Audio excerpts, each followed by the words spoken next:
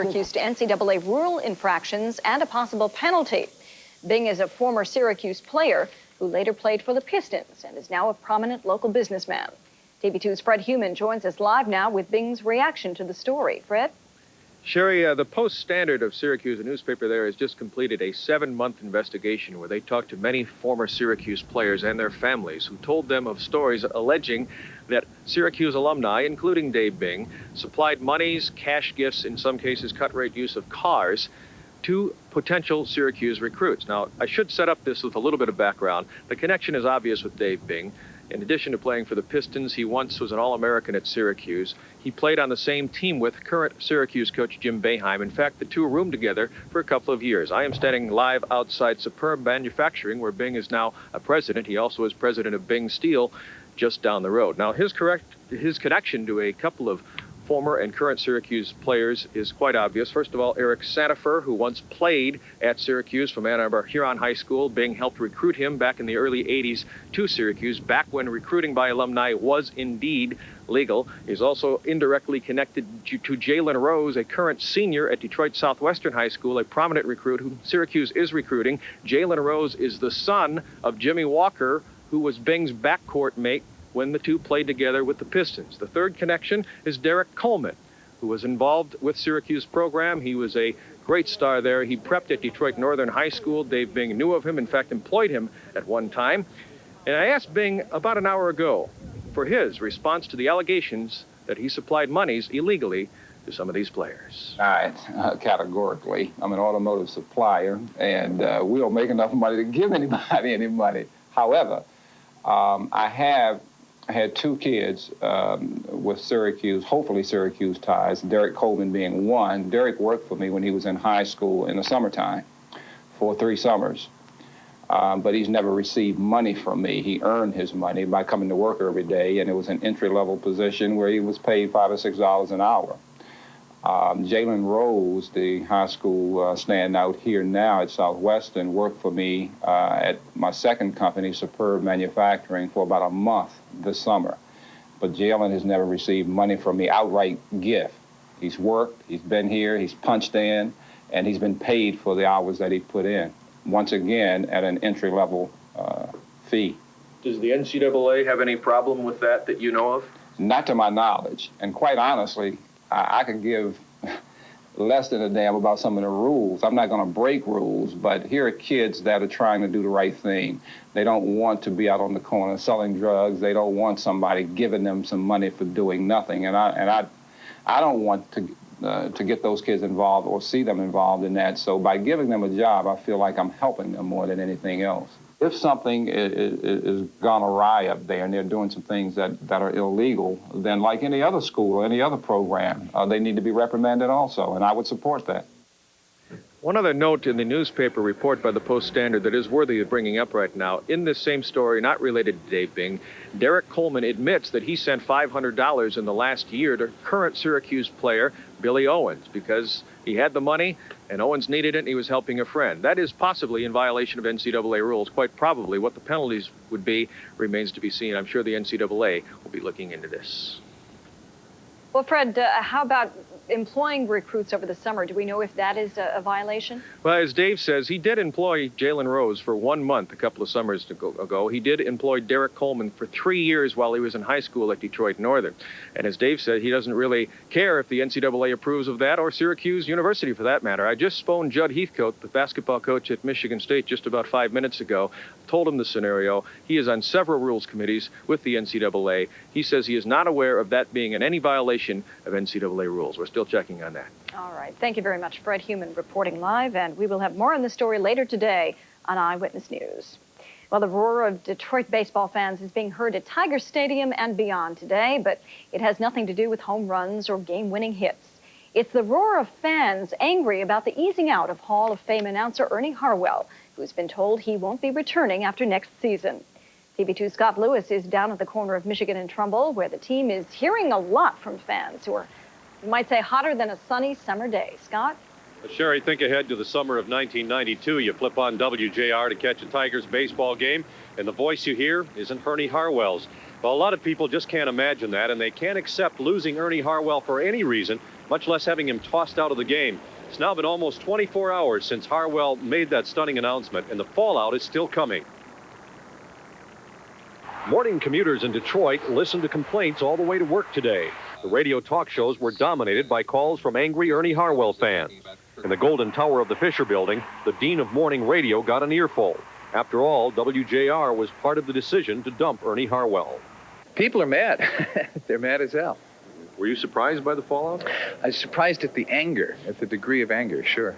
The Tigers' public relations problem is getting national exposure. On CBS this morning, Harry Smith and Paula Zahn showed the Free Press stinging headline and talked about the fallout. A lot of baseball fans in Detroit are in shock this morning over the firing of veteran broadcaster Ernie Harwell, the voice of the Tigers for some 30 years now. And I guess already fans are starting a letter-writing campaign, bumper stickers on cars already. Bo doesn't know baseball. They're mad. Saying ain't so, Bo. That's not good news. I don't know if you've ever met Ernie Harwell, but he is a sweet and wonderful man and a great broadcaster. So. And also a member of the Baseball Hall of Fame. The Tigers organization wouldn't let us inside to take pictures today, but behind this window, the ball club's switchboard was jammed with angry callers all morning. Calls came from as far away as New York, Baltimore, and Chicago. They're all hot about losing Harwell, and some of the callers were abusive. Some people even came down in person to complain. The gentleman pulled up in his new car, dressed in suit and tie, jumped out of his car and started yelling up at the office windows about the Hartwell affair. He was somewhat displeased. Did that for about 10 seconds, got back into the car and made a U-turn and left. Well, people in Tigers management are laying low today. We haven't been able to get to talk to them about the kind of fallout this story is getting. In fact, you can't get anybody in the Tigers organization to talk to you at all about the Ernie Harwell story. They're all really nervous about saying anything on the record. I guess, as one guy put it, they're thinking if they can fire Ernie Harwell, they can fire anybody. Reporting live from Tiger Stadium, Scott Lewis, TV2 Eyewitness News.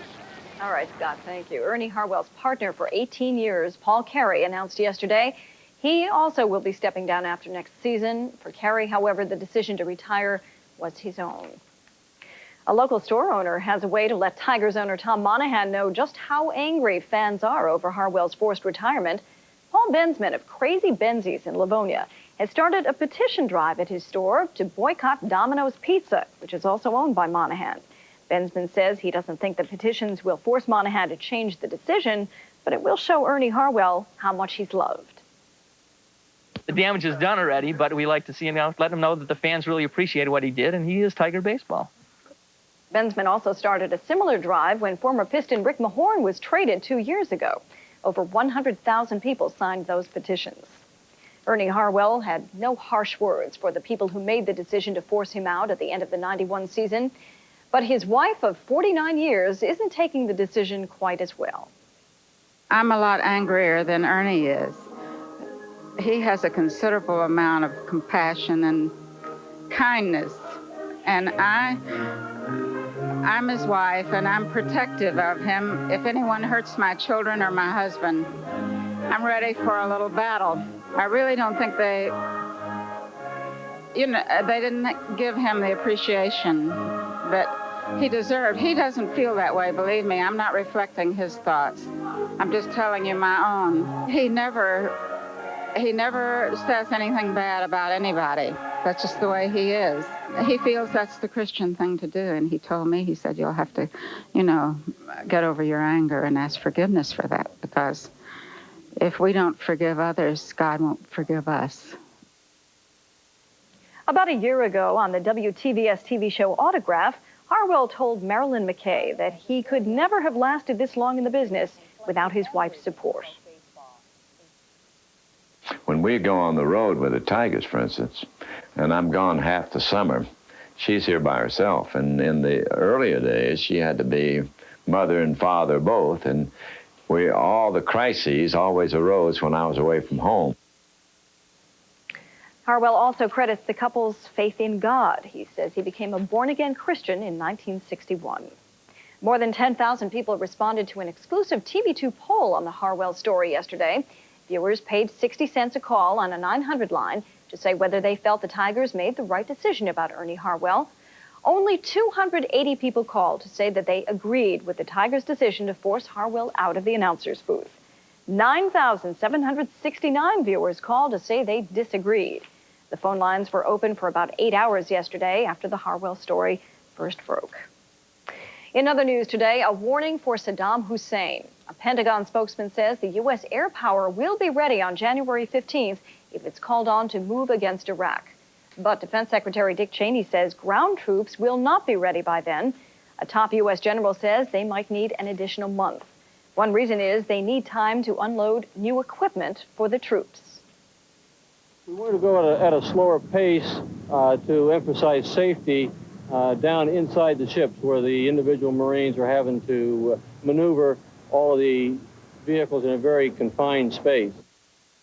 Even after all the reinforcements arrive, it takes several weeks before they're in place and ready for combat.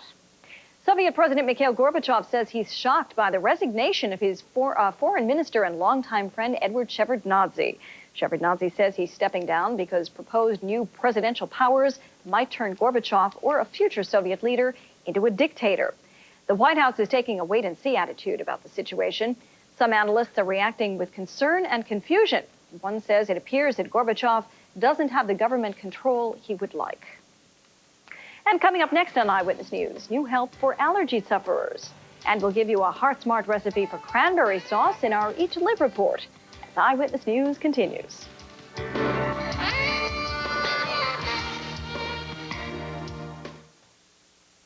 Detroit Audio asks this question. Have you had trouble finding those classic hits? Great recordings like this? Mother, mother, or how about this? Forever mine. Or maybe this? You make me feel. Detroit Audio has assembled one of the largest record and tape inventories in North America. For oldies and more, it's Detroit Audio on West McNichols, 1.5 blocks west of the Lodge Freeway. Call 862-8227. There's a new pet. Chia. Chia Pet, the pottery that grows. It's fun and easy. Soak your chia, spread the seeds, keep it watered, and watch it grow. And now grow a whole collection of fun with chia teddy bears, puppies, kittens, rams, bulls. There's even a chia tree to keep your pets company. Chia Pets and Trees, the pottery that grows. Available at Arbor, Perry Drug, Aco, and Meyer. Makes a great gift. In the world of business, there are two types of workers. Those who get paid for what they know. Yes, and I'd like to order 50,000 units. And those who get paid for what they do. Can I take your order, please? Dorsey Business Schools can teach you what you need to know about word processing, computer operations, or accounting. So you can get paid for what you know. Yes, that's 50,000 for each location. Not what you do. Call Dorsey Business Schools at 585-9200. Call now. A new way of treating asthma and hay fever could bring relief to a quarter of the U.S. population. A report in today's New England Journal of Medicine says medical researchers are optimistic about the results they've seen from 3 new drugs. Those drugs seem to block allergic reactions and asthma attacks before they start. The drugs don't appear to have any adverse side effects. Doctors hope they'll be widely available after further testing. Well, hundreds of Michigan dieters are hungry for their money back, and all because a chain of weight loss clinics is facing lean times. The Trim for Life chain has closed at least 15 of its Michigan offices without notifying clients. The company announced last week it was merging or selling many of its clinics, but planned to continue operations in Michigan. Many dieters shelled out hundreds of dollars in advance payments and feel they've been taken for a ride. Well, if you're trying to get through the holidays without doing too much damage to your waistline, you might want to jot down today's Eat to Live recipe. TV2 health editor Kay Lowry brings back one of last year's holiday favorites, a heart-smart version of cranberry sauce to complement your Christmas turkey. It's very similar to the cranberry sauce that you might traditionally make, but the main difference is that it replaces sugar and uses frozen apple juice concentrate. You only need 3 ingredients for this cranberry sauce: fresh cranberries, frozen apple juice concentrate, and grated orange peel. You bring 1 cup of apple juice concentrate to a boil. Then add 4 cups of cranberries. Make sure you remove the stems after washing them. Let that simmer 7 to 10 minutes until thickened. Then add 1 tablespoon grated orange peel, or if you prefer, 1 tablespoon of marmalade. Traditionally, cranberry sauce is made with 2 cups of sugar and may have as many as 260 calories in a half-cup serving. This Heart Smart version has only 190 calories per serving. Whenever I've served it, people have liked it a lot because it's a little bit different. For Eat to Live, Kay Lowry, TV2, Eyewitness News. And if you'd like a copy of today's Eat to Live recipe, send a stamped, self-addressed envelope to Eat to Live, Post Office Box 2000, Southfield, Michigan 48037. And be sure and write cranberry sauce on your envelope. Up next on Eyewitness News, weatherman Mike Lyons in for Chris Edwards says that winter's first weekend looks pretty nasty.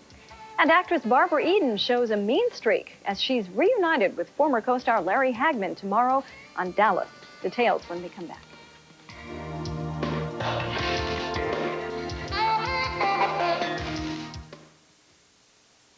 Don't miss Famous Footwear's store-wide half-price sale. Buy any pair, get a second pair of comparable value for half price. Now at Famous Footwear.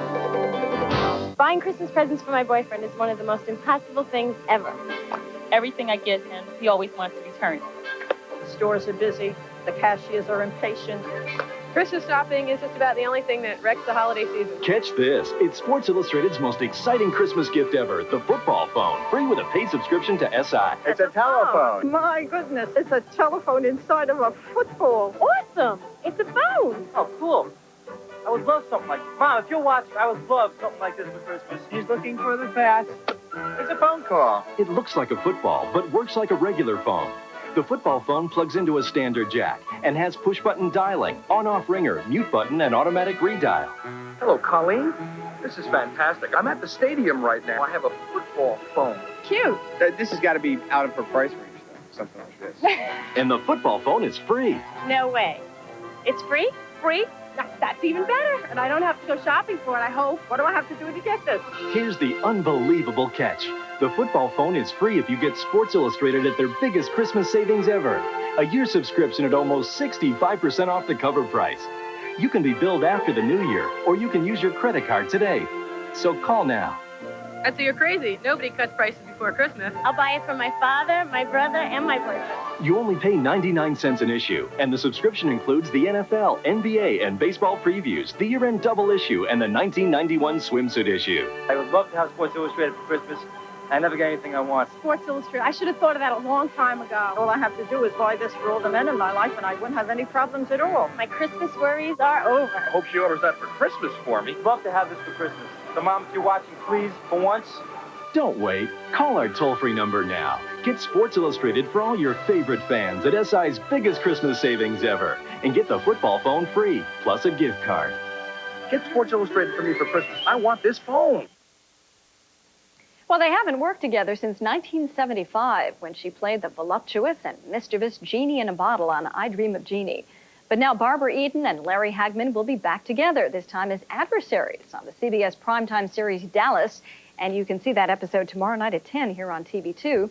Actress Barbara Eden joins us now live via satellite to tell us more. Welcome to the show. Thank you, Sherry. You're trying to take over Ewing Oil, is that right? Oh, indeed. And that's all you're going to tell us? You've got to tell us more. What's your character like? Leanne de la Vega. Well, Leanne is a very strong lady. She's from Texas, and she married well and owns a lot of oil companies. And wants to own another one. Confuses the heck out of poor JR. I'm sure it does. And Larry Hagman, of course, you co-starred with him for 5 years. Surprisingly, it was only 5 years in I Dream of Jeannie. What was it like working together again? It was wonderful. Absolutely wonderful. Have you kept in touch all these years? Oh, yes. We've kept in touch, but we've not worked together. Now, this character, is this going to be a one-time appearance, or will this be a regular character on Dallas now?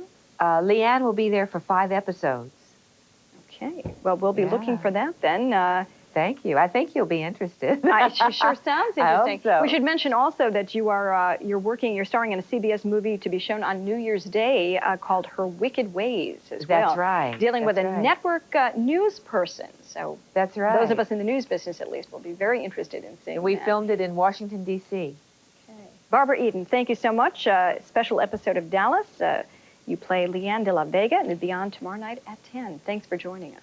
Thank you, Sherry. By the way, last week's Dallas episode, which was preempted, can be seen tonight at midnight here on TV2. Some mean ways of Mother Nature, I would say, coming up. Yeah, coming this weekend. Not today, not tomorrow. Today, the last full day of autumn, 1990. Should be nice. Tomorrow, a little nicer, but it's going to be wet. The weekend, kind of iffy, and I'll tell you all about it in a second. First, let's look at our temperature right now, shall we?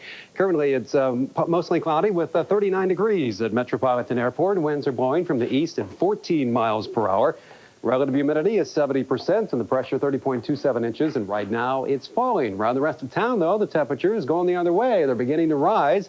40 degrees, the warm spot at Mount Clemens, 39 in Southfield, also at Metro, and 38 degrees, the current temperature at City. I think before all the shouting and counting's done today, we'll see temperatures at least in the mid-range of the 40s, about 10 degrees warmer than normal. Unfortunately, sunshine probably not in the old equation this afternoon. You see all these clouds, the bright white ones to our south. Well, they're headed north. They should move into southeastern Michigan over the next couple of hours, begin to thicken up tonight, and early tomorrow morning, probably 3, 4 o'clock in the morning, we'll see some rain begin, and that will probably continue until sometime early Saturday morning, when it may switch over to freezing rain and snow, and then on Sunday, get some colder air in here, and we could have a white Christmas after all. But right now, we're on the mild side of things. Big storm system in the middle of the country. Behind it, very cold, frigid air. Wind chill indexes right now 60 to 70 degrees below zero across this region of the United States. By contrast, very mild here. South Florida saw temperatures in the mid to upper 80s yesterday. That'll be the story again today. Rain across this part of the country, but again, out west, it is cold, it is frigid, and the snow is beginning to fall. In fact, let me show you one indication of how cold it is in this region of the country. This is the region of the United States that saw temperatures below zero, 10 degrees below zero, the thermometer, not the wind chill. In Denver this morning, Glasgow, Montana, they were the coldest temperature in the continental United States, 26 degrees below zero, and Eugene, Oregon, about 4 degrees below zero. Some of this cold air, just some of it, will work its way east. I don't think we'll see temperatures dip below zero, but it will be chilly over the next few days, beginning Sunday, continuing most of next week. But this big storm system down here, a storm system which amazingly might produce some snow in Phoenix tonight. This storm system will move rather rapidly across this region of the country, produce the rain around here early tomorrow morning, and then some snow perhaps on Sunday, which raises the question, what are the chances of a white Christmas here in Michigan? Well, up north, you can bet on it. No doubt about it. Around here, we've got a good chance, and the chances keep going up, up, and away. I think maybe Santa Claus will have something to land on besides dirt and grass come Christmas Eve. Here's our forecast from the Weather Center. Today, cloud cover, high temperature of 45 degrees, winds from the southeast at around 10 to 18 miles per hour. Then for tonight, cloud cover. I think the rain will develop again early tomorrow morning, overnight low of about 38 degrees. The rest of Friday looks this way. Some periods of rain, a high temperature of 48 degrees. Saturday, more rain, 44, but the temperature should begin to drop on Saturday, particularly in the afternoon. Sunday, 35 for the high with some snow showers. Monday, Christmas Eve, a morning low of 15, an afternoon high of 27 with some snow showers. So obviously, if we get any kind of measurable snow, it should stick on the ground, and then we'll have a white Christmas. All right, well, that would be good. And then let it disappear the day after. Yes, all right. A big warm-up on January 1st, huh? Thanks, Mike. And up next on Eyewitness News, the story of some honest kids with hopes of an unexpected Christmas windfall. Stay with us.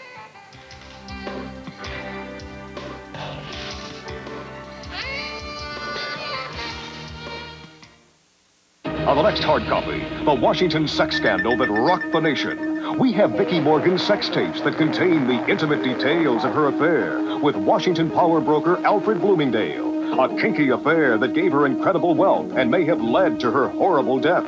I think Vicki might have made a blackmail move. We talked to her lawyer, her lover, and her killer, and examined the tapes for clues to why she was really killed on hard copy. Get the untold story Thursday at 7 on TV2. Brighten your holidays with NBD's Christmas Festival of Music on WJOI FM 97. 39 hours of continuous music starting 9 a.m. Christmas Eve. Some like it hot, some like it cold. That's why Farmer Jack offers such a wonderful variety of freshly prepared foods for the holidays. Hot selections like fried chicken, barbecued chicken, tender, meaty spare ribs. Delicious cold choices like our famous deluxe party tray, country garden relish tray, hors d'oeuvres, even desserts. Get it hot, get it cold. Stop by or call Farmer Jack.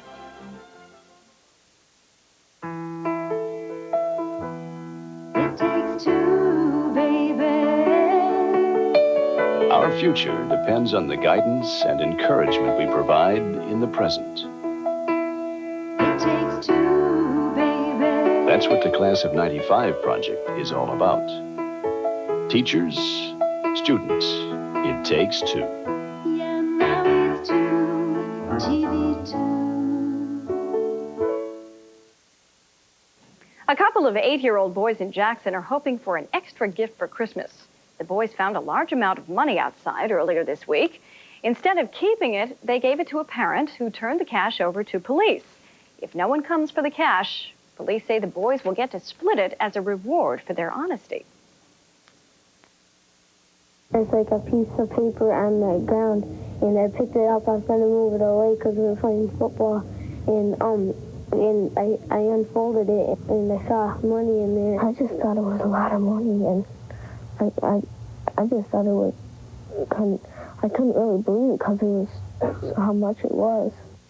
If no one claims the money in 30 days, it will belong to the youngsters. They say they're going to donate it to the needy. Wow. They sound like very special kids, don't really. They sure do. I want to say goodbye today. This is my last day of doing Eyewitness News at noon. After 6 years, it's been a tremendous pleasure, and I thank Kim McBride, the producer, and all the crew, and all of you who've watched for 6 years. I've enjoyed every minute of it, but I will be seeing you on First News at 4 and on Eyewitness News at 6 every day, so we're not really saying goodbye. And, of course, I'll be filling in on vacations and things like that. So, anyway, for now, that's Eyewitness News at noon. Come back to TV2's First News today at 4. We'll see you then.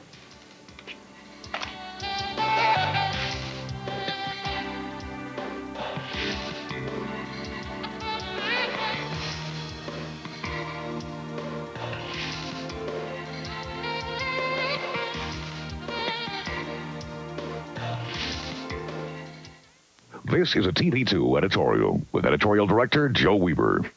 Knowledge is Democracy's Safeguard. That's the name of a grassroots group seeking to change the way we regard public education in this state. Their acronym is KIDS. They're mounting a statewide petition drive to amend the Michigan Constitution to guarantee equal educational opportunities for everyone. It would require all profit from the Michigan lottery to go directly into the state school aid fund. That's the way it should have been from the beginning. The amendment would also require equal spending in all Michigan school districts without regard to real estate values, race, creed, or color. The most important aspect of the proposed amendment would be identifying equal educational opportunity as a fundamental right. What's shocking is that neither the U.S. nor Michigan constitutions guarantee education as a right in any of the amendments. We support the petition drive and urge every concerned parent to become involved. Because, as their name KIDS implies, knowledge is democracy's safeguard. That's our opinion. What's yours? Write us at WJBK TV, Box 2000, Southfield, Michigan, 48037.